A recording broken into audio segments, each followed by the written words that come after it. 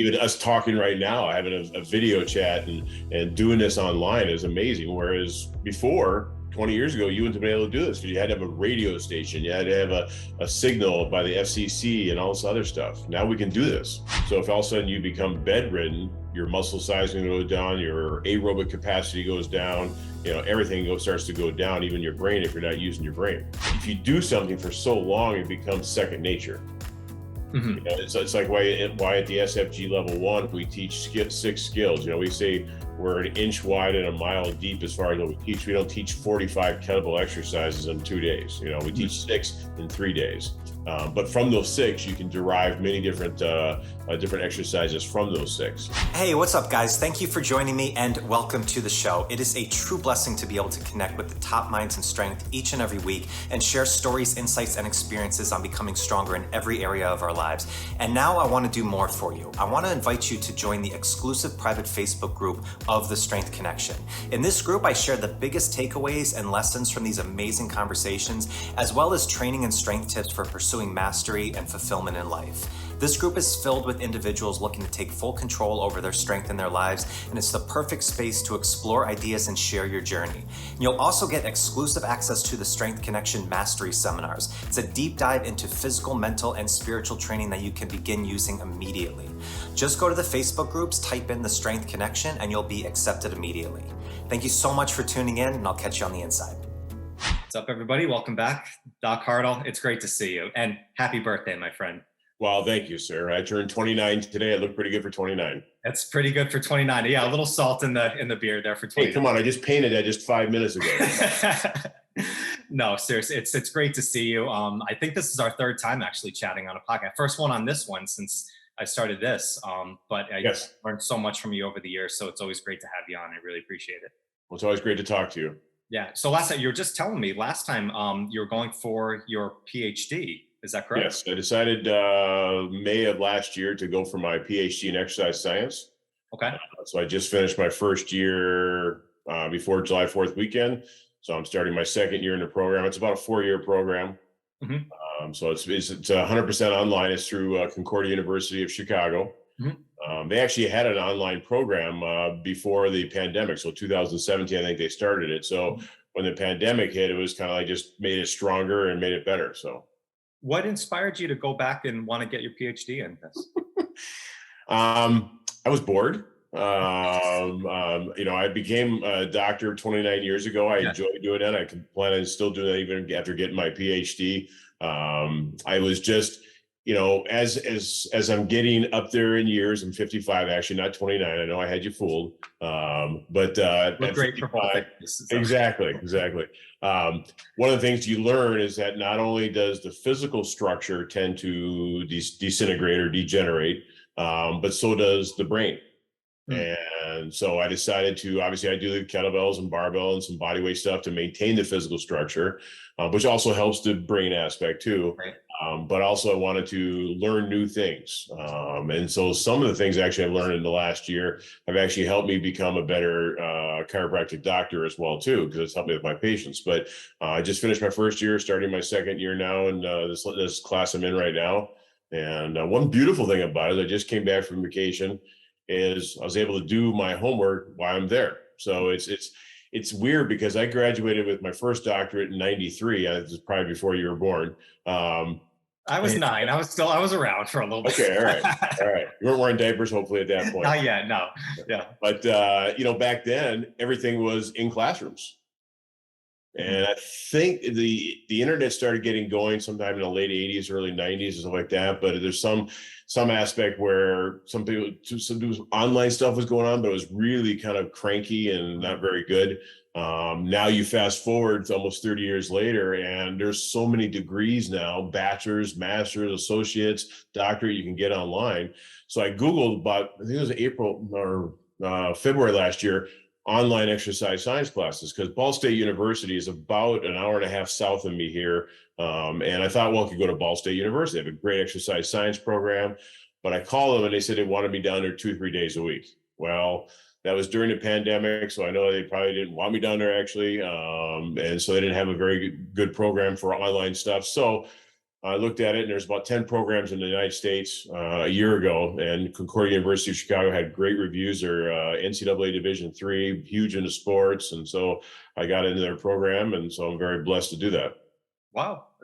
It's so interesting how nowadays we just think online education and stuff has just been around forever. But like, I remember growing up and I started seeing like the old University of Phoenix online college academies, which was one of the first like national online colleges. And we just thought this was the weirdest thing ever. What are you talking about? You go to school in a classroom, and now it's like a teacher in front of you. Yeah, it's like, like you need that physical spot. But now it's like I've used a program. I think it's called Udemy, which has just all different courses and programs that you can go on. And it's funny because we hear so much about how much social media, there's a negative component to it and stuff. It's like the online stuff that we have that we just take for granted now is amazing, that you can get a full education online, go on vacation, and still get everything that you need to done.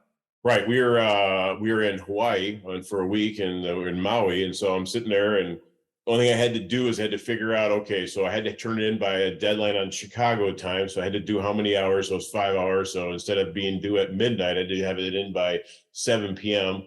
Hawaii time to get it there on time. So, I mean, I just hit the Wi-Fi, boom, gone. I mean, it was just fantastic to be able to do that. So even us talking right now, having a video chat and doing this online is amazing. Whereas before, 20 years ago, you wouldn't have been able to do this because you had to have a radio station. You had to have a signal by the FCC and all this other stuff. Now we can do this. Now it's just barriers to entries. If you have just sign up for a free one, just get it rolling. That's right. How was Hawaii? Was that the first time you ever went there? No, it's my 10th or 11th time going there. Oh, wow. Okay. I've used to live in Oahu. My dad was stationed at Pearl Harbor during Vietnam. That was a war many years ago. I'm not sure if you've heard of that before.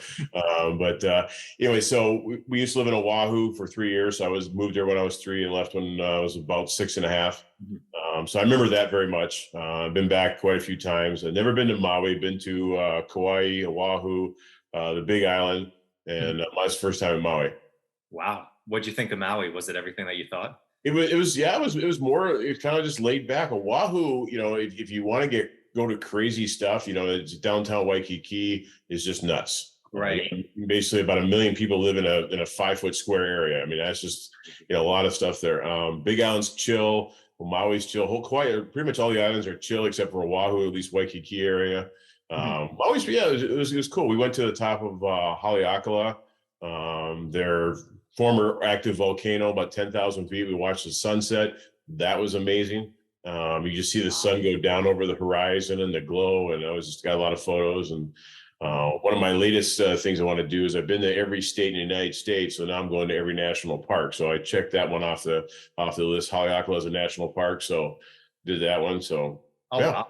Oh, that's a beautiful trip there. So I've heard, because Oahu, that's where like most of the big surfing is, right? Over in the North Shore of Oahu is, but then also Maui also has, they call it jaws. So when they can have 60-foot swells, and they get some huge guys doing pipelines and all that stuff with surfing. So surfing's pretty huge on Maui and Oahu, but Kauai doesn't really have it very big, and the Big Island doesn't have it very big either, but Maui and Oahu do. Oh, that's great. It's one place I have not been able to visit yet, and everybody that has gone there said it takes a while to get there, but it is worth every second to go down there. So that's awesome. We're both on Eastern time, and they're 6 hours behind us. So, they say research that traveling east is always harder than traveling west. So when I've gone to Europe many times, it's always been, harder there for the first day or two, but then you get used to it. Coming back home is not so bad. So in this case, you go the opposite. So you get there. We got there at midnight Fort Wayne time with 6 o'clock their time. Yeah. I'm like ready to fall asleep, but I need to eat some food, need to fill up the car with gas, all that stuff. So yeah, that's great. So with the PhD program, I mean, you said you're learning a lot here, but you've been a doctor for almost 3 decades now from there. And like just getting intro, what were some of the things, like, was there anything specific that you're like, wow, I never knew that before, even though it was kind of like first year kind of intro stuff? There's a lot of stuff that is rehashing what I learned in school, but it's actually putting a different, not different spin on it. It's going deeper into it. So we had a neuromuscular adaptation course last year. And so I'm really huge into neurological stuff and neuromuscular stuff. So that class it was a hard class. The teacher wanted she had us do a lot of writing, which, of course, invokes the old cognitive aspect in the brain to kind of put into words and do it properly. So that was actually a class. So actually I wrote an article for StrongFirst based on that class, still going through some editing with it. I'll hopefully be published here in the next month or two through StrongFirst. But I did a lot of citations with that. We also had cardiovascular adaptations with as far as exercise physiology. So that was actually pretty interesting. Again, a lot of stuff is kind of like rehashing, but it's actually putting another layer or two on top of that. Mm-hmm.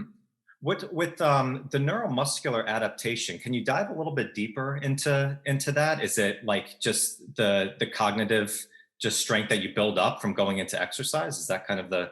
Well, for example, the article that I'm writing has both peripheral and central nervous system adaptation. So when you think about central nervous system, you think about the brain, the spinal cord. Right. Peripheral, you're talking about when the nerves leave the spine, that's where you get the peripheral aspect there. So for example, they did a study and they actually, they took a person and they exhausted them with their peripheral aspect, but they actually kept doing some type of involuntary contractions. And what they did is they actually got the central nervous system to get exhausted, but they kept the peripheral actually rested. So then the rested part was able to do another 80 seconds afterwards. I'm trying to put into layman's terms what they said, but basically it was pretty interesting because they could do that and get people recovered. Kind of like goes along the same lines of Pavel's strong endurance aspect. Okay. Kind of the aspect where you have the A+A aspect with that, where basically you're resting and you do a certain amount of rest time, but you're actually recovering. So a whole bunch of things. So the article is actually called "Train Hard, Recover Better." Wow. Okay. Yeah. That's it. So the central nervous system was getting exhausted while it was kind of the peripheral system was resting. Right. Wow. And it's interesting too, because they even have, like, for example, there's a thing called a crossover effect where, for example, let's say you break your right leg. But what we recommend is that as you are recovering from that broken leg and you have to get casted, that you're still doing stuff with your left leg. Now, your right leg will decrease in physical size because it's not being used. You'll use it or lose it method there. But you can actually decrease how much it loses by using your left leg, because when your left leg exercises, it sends signals up through to your spinal cord. It then has what we call a spillover effect, which then tends to activate the neuronal aspects for the right leg that's broken. Right. So you can get the quadricep muscle. Say you are exercising your quadricep muscle on your left side, you're actually exercising on your right side, but you're not actually physically moving the right side. Yeah, I remember a while ago, a friend I had broke his arm and was doing single arm bench presses on one side. And I mean, we know unilateral exercise is great just for the imbalance type work and stuff, but for a recovery aspect of his other side, like, he was able to bounce back a lot faster from it. He was younger too. I mean, he bounced back relatively quickly, but he attributed to still doing the single leg, dumbbell presses on one side, being able to continuously get into recovery on the other side so much faster. Because a lot of people take the cast off and they go, "Where'd my muscle go?" Yeah. But if you actually do some exercise, a lot of people think the cast is where you're just going to sit on your butt for 6 weeks. Don't do that. You could get out, get some kind of exercise, whether it be in the pool, whether it be aerobic stuff, resistance training, anything else like that, gets the muscle tissue and actually spills over to the side as well too. Okay. Are they going into like specific exercises that work better for like the central nervous system versus peripheral? Is it now kind of they actually they also get dived in all the way down to the synapses and the neurons and all that, kind of dived into it pretty strong. So, but a lot of the stuff again was just rehashing what I learned many years ago. So definitely becoming a doctor of chiropractic helped me with the PhD program. Yeah. Oh, that's so cool. I mean, you can always learn new stuff by just kind of rehashing and stuff. And you think of it in different ways after your experience, 25, 30 years down the road from what like I said earlier, that use it or lose it principle, that, if you use it, you're going to keep having it. If you lose it, so if all of a sudden you become bedridden, your muscle size going to go down, your aerobic capacity goes down, everything starts to go down, even your brain, if you're not using your brain. So keep using your brain. So for example, a person who's in prison, for example, someone who gets books and books and books and reads, they maintain their mental capacity. So when they get out, They're actually still a viable person of our society. Mhm. Whereas if someone who doesn't do that, they come out, they're actually usually a lesser person because they haven't been using their brain. Right, right. So Have you seen that at all with athletics of kind of challenging the cognitive area, almost like problem solving during exercises and seeing that that's actually a benefit of getting into game time situations? oh yeah, I've seen that before. You got to be careful of that though, because if you have a sport that is obviously very skill dependent, so let's say soccer Mhm. or football, American football, that if you have a certain position you're playing and you're supposed to do this and that, you got to know those skills very strongly. But you Right. also, but again, that's what I was saying earlier. That's one reason why I went back to school to enhance the brain aspect. But if you do something for so long, it becomes second nature. Mhm. It's like why at the SFG level 1 we teach 6 skills. We say we're an inch wide and a mile deep as far as what we teach. We don't teach 45 kettlebell exercises in 2 days. We Mhm. teach 6 in 3 days. But from those 6, you can derive many different exercises from those 6. Right. Same thing too. If you keep doing it. It's one of those things. That's why police officers, they train so much in peacetime, or military guys, because when it comes to wartime, they don't have to think, they just do. Right. And so when you just do, but then you also have to, like you said, use cognitive aspects to keep your mind sharp. Because if you sometimes when you do something so much, you start to lose the sides start to become very gray, which means you start to lose the ability to think and do at the same time. Right. Yeah. That's why That's people say that, for example, when you drive home from work, take a different route every so often. right. Yeah. Stay out of that automatic zone, right? Because an automatic zone can get you in trouble sometimes. Let's say you're on the phone talking to your girlfriend or your wife or whatever, and you're just driving home, and all of a sudden you just happen to you hit a car in front because you're not paying attention. They slammed on their brakes. So take a different route every so often, see different things, because it actually activates as far as a cognitive aspect. Yeah, it's interesting. I've talked to a couple different people, my friend Diane Webb and Dr. Tiffany Jones, who are mindset coaches, and Tiffany was talking about working with gymnastics athletes and how they're so set on routine, like on the balance beam. It's like everything is from how you step up to it to stepping on, you know exactly where you're going. And Right. once they got the routine down, then she started throwing Metallica on or Slipknot, like just different type of music that maybe they're not aware of. Right. Start going just to break that out, because you never know what's going to happen when that comes on. Well, even if you took an athlete like that and you threw a softball at them, or some kind of softball, or where you actually can force them, now they're doing a balance, also they have to look out and have to catch it. Yeah. We'll do that with football players too. Sometimes we'll do that when they run through a drill, like say an agility drill or something where they're using their body, and all of a sudden we'll just throw something at them. They have to react. Mhm. That's what happens during a game. That's what happens during gymnastics. When all of a sudden your foot's maybe a half a millimeter off, and then you slip a little bit, you got to be able to catch yourself quickly and be able to continue on with your routine. Right.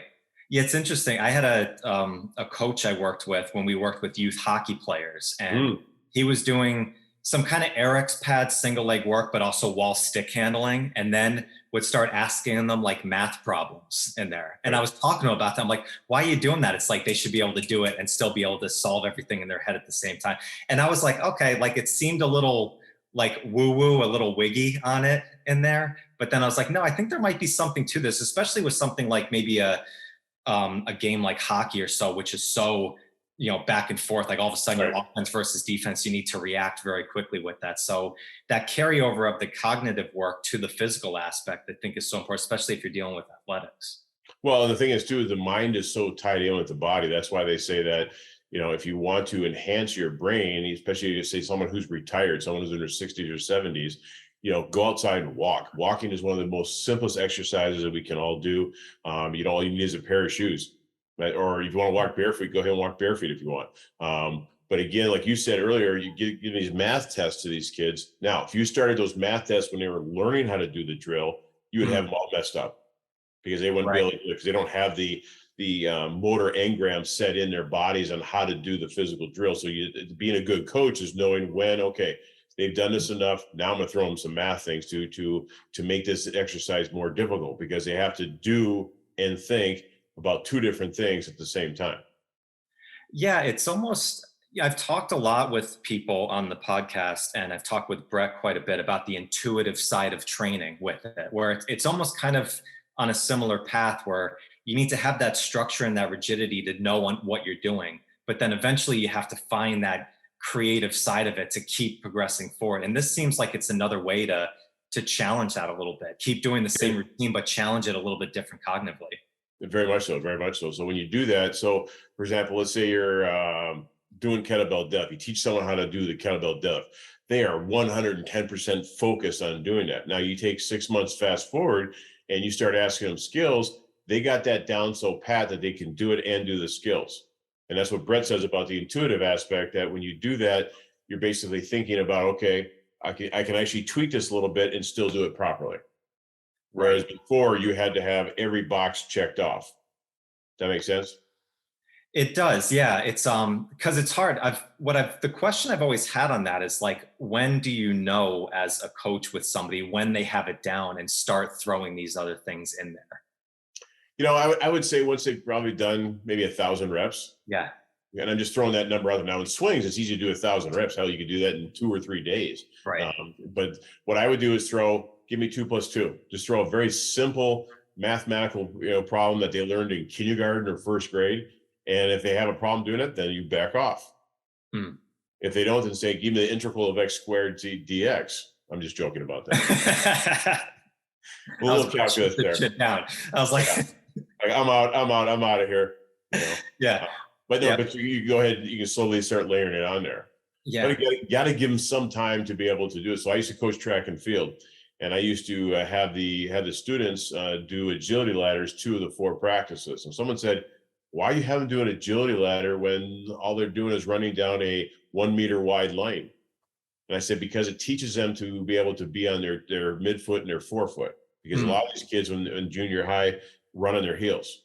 Right. It's okay to walk on your heels. Obviously, we do that all the time. But when you run on your heels, you can have a lot of physical problems going all the way up to your lower back and even up to your skull as well, too. So when you need to learn to do that. But when I had these kids start, say, in 4th or 5th grade, looked like they had 2 left feet. So I told those kids to always be at the end of the line, and I want them to walk through the agility ladder. You had an 8th grader who just did it, backwards with his eyes closed, and he was smiling, but he's had so many reps of doing it. So now this new 4th or 5th grader doesn't. He doesn't have the motor engram set in the skills yet. So once he starts getting those skills in, then you can start doing the aspect with that. It's interesting. I've seen that, and I've talked a lot about that on the strength side of things, of building that up. But it seems even on speed and agility, it's all the same practice in there. It's just start at that slow and then building up. And I like that you mentioned that, because especially a lot of times when we're looking at athletic training, so much is geared to like mimic the patterns of what they're doing in their sport. But if you only work on those patterns and you don't try and just change anything else, then you're not building athletes. You're building a specific person for that sport. If they ever do anything else, that's when injuries are going to pop up. Right. We used to say like develop in between strength. I think Marty Gallagher said it. Pavel said that, or something about Marty said that. But so when I was playing semi-pro football, I played nose tackle, defensive tackle. And with doing that, I can't train for every situation that's going to happen during the game. So I basically train in between strengths. So I train this strength and I train this strength. And then I'm actually, if something requires me to be somewhere in the middle between those two, I have the requisite strength to be able to do it, because I've done this strength over here and this strength over here. That makes sense. When you were playing football, and I know you played all the way up till just a few years ago from there, did you keep a specific kind of strength program, like on, to just make sure that you were just maintaining a certain level of strength? Oh yeah. So I did barbell and kettlebell stuff together. Usually, so our games were Saturday nights. So I would have Sunday as kind of a chill day. I was a little bit sore, but nothing major. Monday, I started doing mobility stuff. Tuesday, I did some more heavy training. Wednesday, I did some stretching. Thursday, I did some more moderate training, some mediums type training. And then Saturday, the game. I just hit repeat every week. Okay. So I trained twice during the week. And of course, we had football practices and everything with that too. So. Okay. Did you adjust your training at all usually during that times, depending on how you felt during it? Did you just kind of do that more? Oh yeah. So, being that, the sport of powerlifting, which I did it for 20 years before I started playing football, I never, ever had a barbell jump out of the rack and attack me. Okay. Let that sink in for a second. So I never had to jump off the hooks and whack me in the head. Whereas playing defensive tackle, I'd either be single teamed or double teamed. And if I was double teamed, there was 600 pounds coming at me. And their goal was to stop me from going into the backfield and doing that. So in that regard, so what I would do with the training is I would actually go ahead and train for that aspect with the aspect of being double teamed. So that's why I worked on the bench press. Now, if I had a situation where, say, I just tweaked my shoulder at the previous game, then I would spend more time doing the arm bar, more time doing thoracic mobility, more time doing the bent arm bar, working on as far as the rotation of the thoracic spine. I work on the get-ups. Get-ups were a godsend when I was playing football. Really? Because the get-ups would actually help nothing like I'm not popping my shoulders in, but it would help reset my rotator cuff and help reset everything else around the rotator cuff with that. So when I did that, my shoulders would still be sore, but I'd come back to next week's game and I'd be almost back to normal. Right. You know, the get up it's such an interesting exercise for me, because for a long time it was like, I'm like, this is the end all. Everybody that does kettlebell trainings needs to do get ups. But then it's like, up to what extent? I think it's almost seems like it's the best exercise for kind of like what you said, almost like a movement assessment of how you're feeling throughout the day, where it's like, for a while, we got so big into heavy get-ups of like, you need to keep progressing it up, get up to a 40K or a 48K. Right. But really using that exercise more as almost like a movement prep based exercise. If you're an athlete, that seems like it's really the best approach for using something like the get-up. Well, I have a few kettlebell clients that work with me, and so they do some light get-ups as far as a warm-up, because it does make you go through all the different normal planes of motion. So when you do the get-up, it actually gets them warmed up. I'll do that usually, especially people who do a lot of is a shoulder press day. You know, lots of shoulder pressing or bent arm press or whatever. So with that kind of stuff, I'd have them do the get-ups, and the get-ups would actually help warm them up. Now, if they're doing heavy get-ups, we also do start with light get-ups and move forward from there. I always did get-ups after I did my bench press. So I did bench press first, and then I would do maybe some tricep work, and then I did some as far as, I'm not much of an isolation guy, but triceps is an area where if I worked it hard, it actually helped my bench press very strongly. Got that from Louis Simmons. And then go into the get-up right after that. You're the second person in like 2 weeks that told me about more tricep work for the bench press in there. Cause I'm trying to finish this bench press task from this SFL. It is like, it's a nemesis going on right now. So I've been reading all of your work again of like the bar path and stuff of getting in. And it's somebody else said like just getting a little bit more of that tricep, work, especially on that negative, seems like it benefits so much. So one of my favorite exercises when I was powerlifting was I would do heavy dumbbell tricep extensions. So I'd have a dumbbell in each hand, sit on a bench, I'd roll back, and then basically I would actually go back to the point where I would get the bells back here by my head and then get up. Now, the key thing with that is keeping the arms parallel. A lot of people, when they start to do it, they start to let a lot of the elbows come out like that. And that really, really, really got my triceps very strong. Also, I did heavy board presses. I did heavy floor presses. Now, the floor presses I did are different than the one that Pavel does with the bridge floor press. Right. This is where my butt's on the floor, my knees are bent. And so I would not raise my hips, and I'd probably go up to say 450 or whatever on the floor press, and basically I'd have someone basically almost like deadlift it off the rack for me, get in position. And of course, obviously you're stopping your elbows touch the floor. Those are movements that not only help the triceps, but also help the top end of my bench press, which is where I never got stuck with a bar on my chest. My lockout. So that's why I focused more on my triceps. One of the very few isolation exercises I ever did when I was powerlifting. Yeah, I was going to ask, because is that mostly where you find a lot of people's sticking point on that? Is it the mid spot, or is it more most people kind of stuck on the chest, or do you think it's pretty much? I've been an international referee with the IPF for a number of years, and I've seen people get stuck in their chest, and all of a sudden they get it, say 3 inches off their chest, they lock it out. Yeah. Whereas if I get anything off my chest, it's just the lockout part that I'd have a problem with. So everyone's different. It's like in the deadlift, in the sumo deadlift, most people have issues coming off the floor. That's why I tell them during the SFL, so stick with it, and eventually it'll come off because your feet are so spread apart with that. But again, I've also seen people who have no problem getting off in sumo and get stuck near the top. Yeah. So it's like Stu Mcgill says, it depends. Each person's built differently. And even when you think someone based on their body type, their bone structure, you can say they're going to be this kind of lifter. They're like completely opposite that. Yeah. So that was the interesting thing of going to SFL. It was one of the most incredible experiences and a certification that I've ever been to. Shout out again to Fabio and Analisa, did an unbelievable job of coaching. But that was one of the interesting things of everybody's body type was very different depending it. So we had like a couple people who were very long torso, short legs, which was very much like their front squat was like a dive. It was like a 6 o'clock, where then you have like the inverted, where it's much more of like getting back into that 8 or 9. And it's almost like, I always knew like with kettlebells, they were so like, it really fit the architecture of your body, like how, you know, how you were naturally built. But like, that was the first time I saw that the barbell's the same way. You kind of have to figure out what your architecture and your body is like to maximize the effort that you can give. Well, yeah, and so that's why we put together the principles in the SFL. So we have certain standards at the front of each lift. So good morning, the military press, back squat. We have a certain standards with that. So, for example, in the back squat test on Sunday, you know, your spine must remain neutral during the entire test. So no butt winking, no extension, hyperextension of the neck or anything else with that. So you must, so regardless if you have long femur, short femurs, long torso, short torso, you must be able to do that. And we found it through, even before Pavel and I put together the SFL back in 2012 and 13, that for a long time, people can squat and everyone of different body types can achieve the same type of technique if they work hard at it. So based on, again, if you have short femurs, long femurs, or short humerus, long humerus. And by the way, that was funny. Love it. So I mean, you guys built this program almost a decade ago now, you know, from there. Now you're making me sound old, buddy. I didn't feel old till you just said that. Thanks a lot.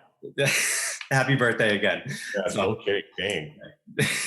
How has it changed that much since the first time that you started it from how it's taught now, the SFL? The 7 lifts that we teach are the same. I can tell you that the first 5 years of teaching it, that my original manual that I traveled to every cert with, I used to write notes in red ink. So I could differentiate it from the typing. And so I had more red ink around the edges than it actually was typed in black ink on the page. Then we created the second edition and I put all those red ink things into that aspect. The 7 lifts are still the same. So the 7 lifts have changed a little bit as far as some of the different things, because I found that as I was teaching, you know, say 3 or 4 certs in a row, and all of a sudden, well, this person did this, this person did this. So I kind of looked into some research and like, okay, this is the best way to do this. We've changed the order of the lifts. The order of the lifts have been the same for a number of years because we found that the order of the lifting, as far as we teach Zercher squat, then we go to front squat, then we go to military press, that order seems to work more, is more synergistically optimal for students to learn with that. It's interesting though, the very first cert in Italy, Fabio hosted us there. We used to have a 5-rep bench test and a 1-rep bench test. And we got rid of the 5-rep bench test. That was gone. And I think if I remember right, and maybe this is due to my advanced age today, I think we used to have a front squat test too, and we got rid of that. So it was just one of those things where we after that first cert, Pavel and I kind of put our brains together and we kind of tweaked it, and then we started tweaking it and retweaking it. So when we got to the second SFL was in Tucson, Arizona in July of 2013. That cert was different than the cert before. The information that was taught was the same, but how we did it. And so we started tweaking it. And by 2015, it was pretty much put together where it should be. Right. I mean, that's why I love this program so much with StrongFirst, is because it's always constantly evolving from there. So the front squat test, that was interesting because that was one of the things I found was more eye-opening than anything on the squat. You probably did the back squat test. We did the back squat test, but actually setting up for the front squat, really like getting, you know, it in and building, and then working on the Zercher squat so much, it made, when we got to the back squat, way easier of just getting those principles down. So that was one of those things that was really on point, because I was one of those that the Zercher squat was always like a love-hate relationship that I had, where it just killed my arms like always. But really, yeah, just the way, like for some reason, if you get it in this right spot, it always hit this nerve on my hand. and it would kind of like get that little tingle for a while. Yeah, it was very strange. Finally fixed that out. And that is one of the best lifts that I found for working with people. Because you can really load that. You can really load it up without maybe that, if you don't have the thoracic mobility, it seems, of getting into the back squat. Well, I like teaching the Zercher squat because it's a back squat from the ribs down. Right. You know, from the ribs up, it's not, obviously. So from the ribs up, we need to go to you teach you how the back squat, the thoracic mobility, high bar, low bar, and do all that. Move your hands in, move your hands out to get that mobility aspect. But again, that's why if I teach someone in my gym how to do barbell stuff, we start with the Zercher squat. Of course, their first comment is, that's going to hurt my elbows. And I said, as a matter of fact, I'll use a short sleeve shirt here, and I won't use anything on my elbows when I do Zercher squat. Right. People will use elbow sleeves, people will use sweatshirts, which are recommended if you need to do something, use it. Just don't use a towel or something like that. Right. It can slip out. But I'm so used to it. But when you come up to the bar with your arms perfectly straight, and then you curl your arm around the bar, you seat that bar in your elbow much, much better. Whereas if you come to a bent arm and then you go up to the bar, you can actually pinch your skin. And it's one thing to pinch your skin when you have 135 on the bar, but when you have 225, 315, 405 on the bar, now you're gonna have a blood blister going on. So not a pretty sight. Yeah. When you teach in the SFL now with people, it seems like one common thing that most people struggle with more than other things? I would say it's probably the military press. You know, we are so used to, if you come from a kettlebell world to a barbell world, when you do that, if you don't have double bells in your hands, one bell in each hand, it's different because you're not constrained by a 7-foot piece of steel. Right. I came from a barbell world to a kettlebell world. So I came from, handling a barbell probably a million times in 20 years, touching it, whether it be deadlift, back squat, bench press, whatever else type movements. So when I went to the kettlebell world, it was different because this arm could do something than this arm when I was pressing.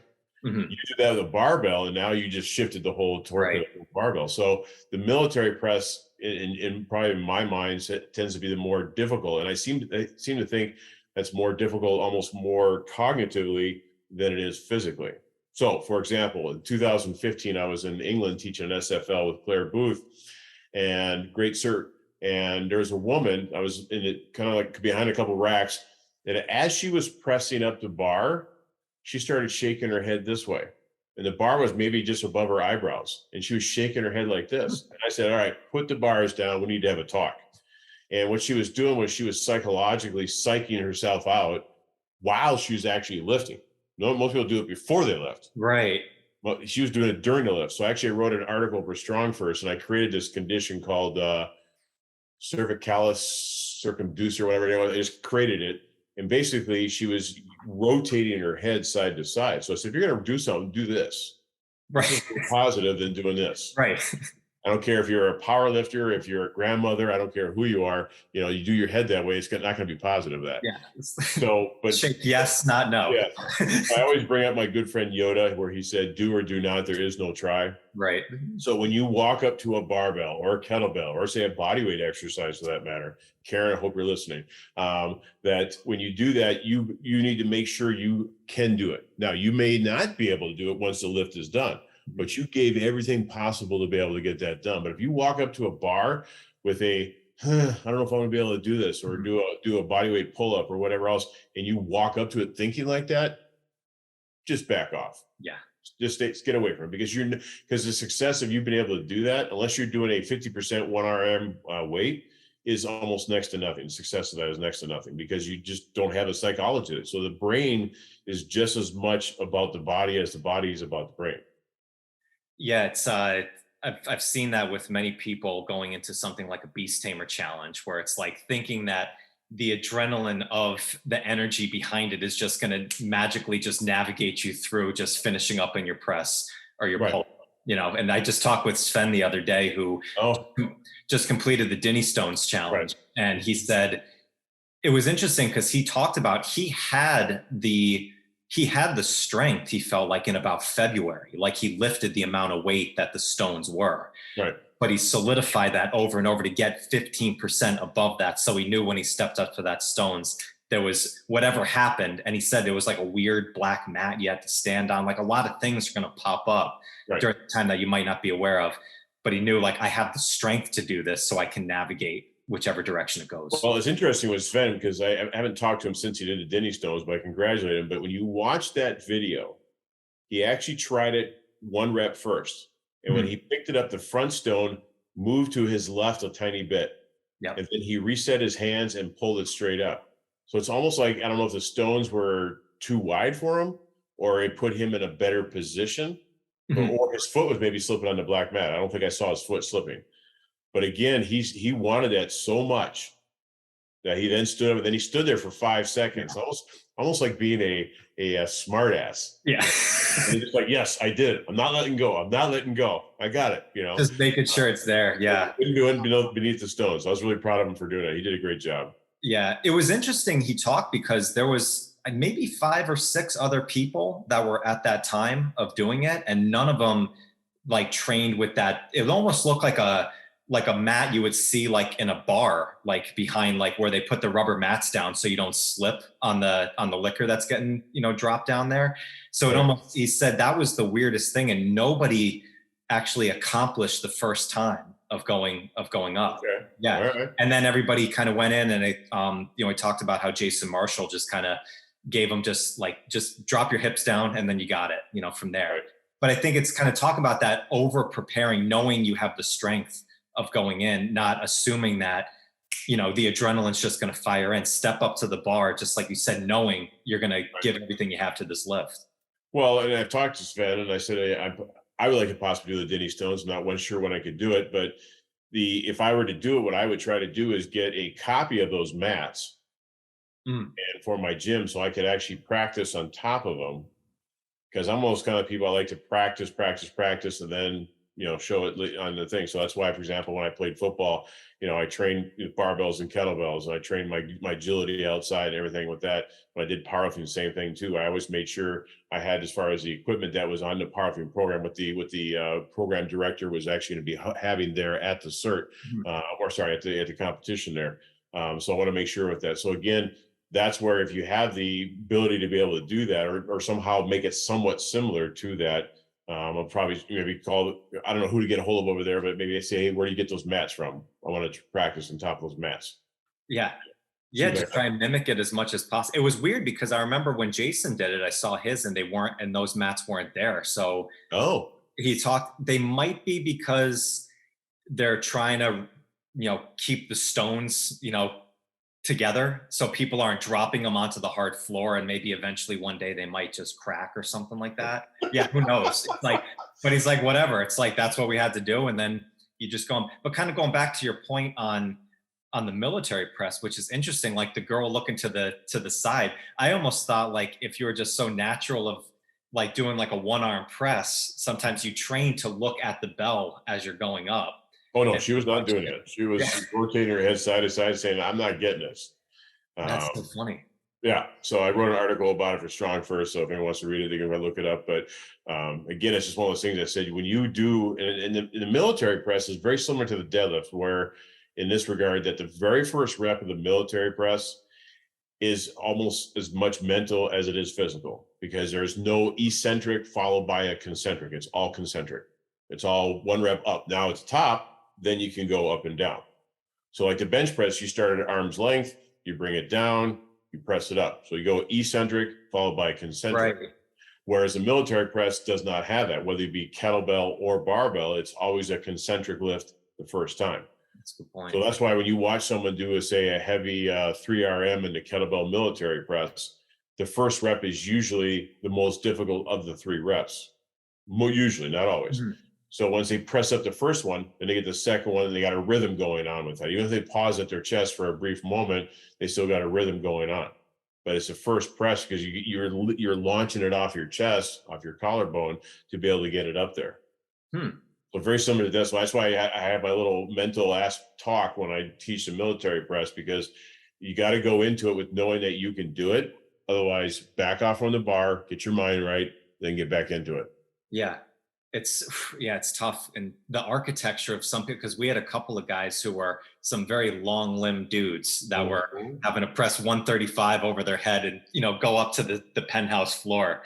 And it's like, oh, it's strength sometimes for the tall man is not the easiest thing in the world. We had a guy at my SFG1 in Tampa last September, a year ago. This kid was 6'8". And he had his snatch test. He had to do the 28 kilo because he was over 220 pounds. Mm-hmm. And watching him snatch, I'm like, I'm 6'1", and I'm like looking up at the top of his snatch. I'm like, dang. We had a guy in Prague. Shout out to Pavel Macek, that in his gym, he has the ceiling. It was actually one of those things where it kind of came down, like maybe about that wide. It was designed with steel or whatever. So when he did the military press, this guy was 6'4", 6'5". We had to move the whole rack over about 6-7 inches so that the top of the plate would not hit that middle thing. So then the barbell would be in that aspect. Then we moved it back to where everyone else. Yeah. So, but this guy, he got it, but it was just one of those things we had to move it over, make a combination, because he was so, like you said, long-limbed, that he had to do that to be able to press the bar up. That's so interesting. Yeah, that's funny. I was thinking, like, because as I was going through the whole SFL, I mean, I've been in the kettlebell world for 12 years now. I think did my first RKC in 2009 there. But I'm thinking, I was like, if I was going to have somebody brand new at the beginning stages now, I think going through the SFL first, I think the principles behind that seem like they just carried over into helping everything else from the kettlebell. I'm sure you can kind of go in a bunch of, you can do like a mix and match. You can do body weight first and stuff too. But in my mind, I was like, I think SFL should be the first one that people go to if they're just getting through into this world. Well, in my mind, like I said, I was in a barbell world for 20 years. So I would tend to 100% agree with you with that. When Pavel and I created the SFL, one of the things we created was that a prerequisite to come to the SFL. So you either had to be an SFG level 1 before, or you had to go to the kettlebell course before you could come to the SFL. And then in 2017, I said, let's get rid of that, because people with the advance of YouTube and people's online stuff, people can get that. So I said, you need to know 4 things before you come to the barbell cert. And it's just still today. You know how to do a goblet squat, a kettlebell swing, okay, and kettlebell deadlift, obviously, an arm bar. Okay, so those are the things you need to be able to learn before you come to the barbells. Because if you know how to do those things, you understand some principles. So for example, at the top of a kettlebell swing, you have a vertical plank. Well, you have a vertical plank in the Zercher squat, in the deadlift, the military press. You have front squat, vertical plank at the top of those lifts. The arm bar teaches thoracic mobility. Obviously, you found with the barbell, you need thoracic mobility both in the front squat, in the back squat, even bench press, military press, all those different things with that. The goblet squat teaches you as far as the 6 standards of the goblet squat. So I moved that to the front of the SFL manual. We got to make sure we go through all those 6 standards in the beginning, so you know our expectations of you as a student are to be able to get through the different squat motion. Those 6 standards generally apply almost to every lift. So for example, in the bench press, we say your knees must track your toes. And someone's like, I'm not using my knees in the bench press. Oh, yes, you are. You are. If your feet are planted properly, yes, you are. And I've seen people whose knees are caving in during the bench press. So you remember the old linkage versus leakage thing we teach during the get up in the arm bar. We want to make sure you're linked up, not leaked up. So make sure you move your feet so your toes and your knees are tracking, because you're driving your legs as you're pushing up the bar off your chest. Yeah. It's interesting, because that was one of the biggest challenges that I found, like a military press, like I found that drive through the floor, get your leg drive in there, but translating that over into a horizontal movement was not computing right away. So I remember like Analisa came over and she's like pushing my legs in so I could drive down and out. And it was like a hysterical moment. She's like, you feel that? I was like, yeah, I freaking feel it.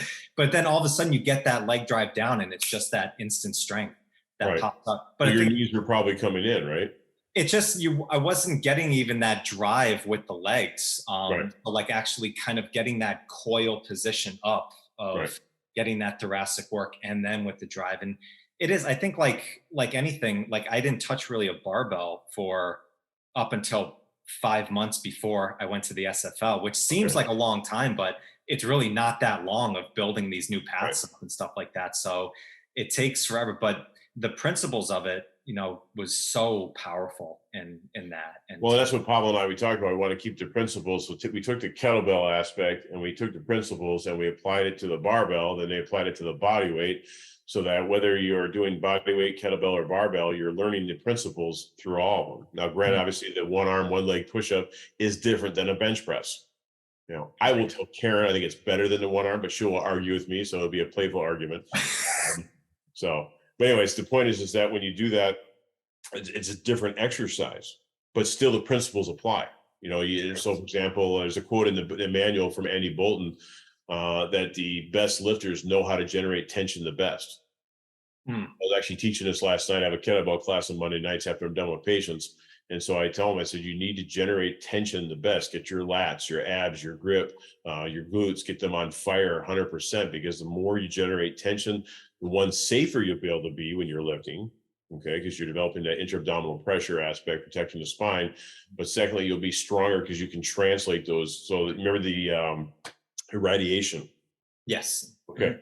So if I make this fist, already my forearm's tense, which then means my shoulder's getting tense, so everything's ready to rock and roll. If my hand's relaxed, then not going to have that irradiation aspect. So same thing too with the glutes, lats, ab, grip, glag, as you probably learned at the SFL. But we do that with that because you need to have all those tension generators on fire 100% to be able to lift. And I don't care if you're doing barbell or kettlebell or playing football or whatever you're doing, you need to have those generators ready to rock and roll. Yeah. And it is, I think I was very fortunate. I felt like I had, you saw a lot of the principles from kettlebell work to body weight that transferred over.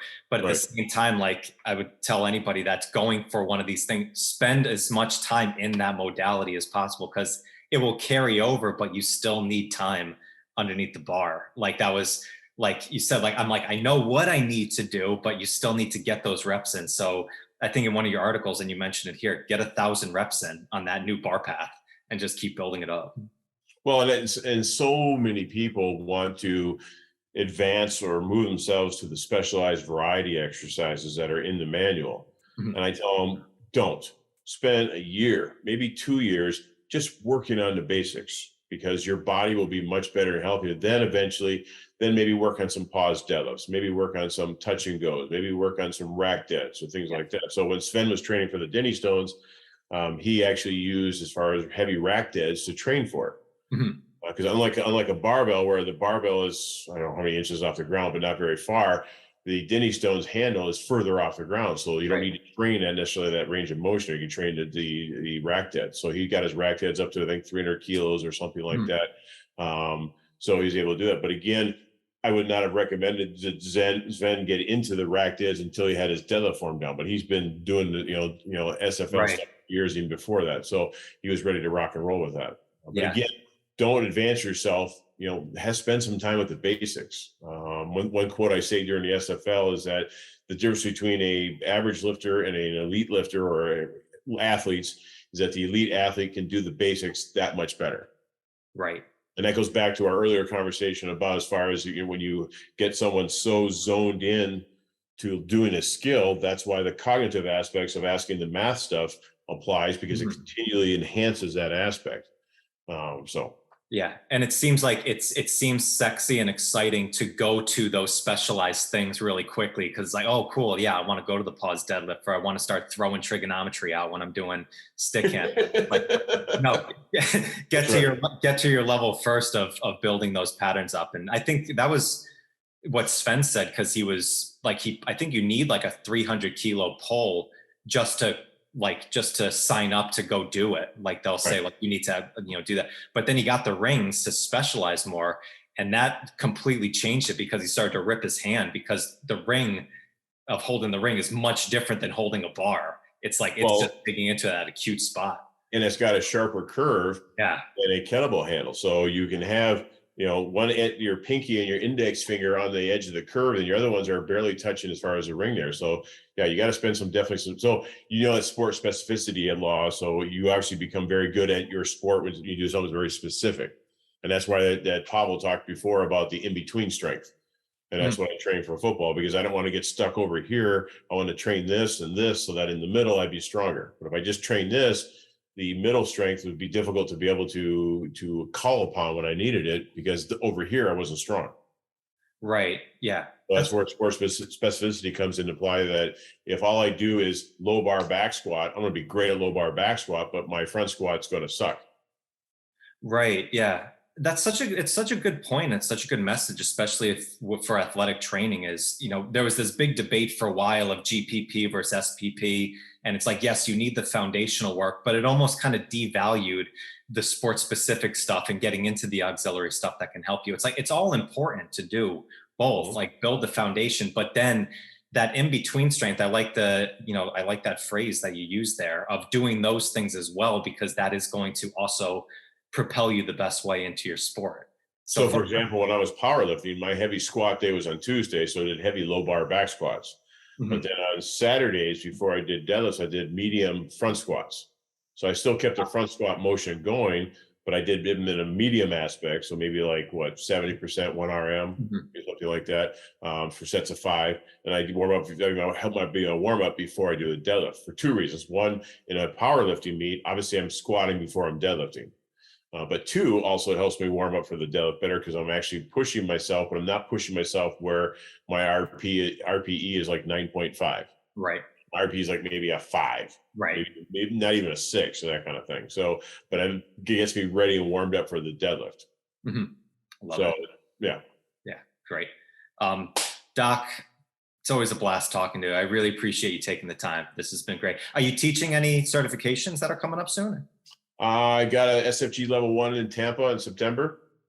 Oh, right. I have a SFL in Philadelphia in October, and then SFL in San Diego in December, then San Diego again for SFG 1 in January. Awesome. Yeah. And hopefully you'll be in my area at some point soon. Yes. I'll let you know when I'm back up there again. So I'll have you definitely come on over. Maybe if you want to come in and assist or whatever and do it. Absolutely.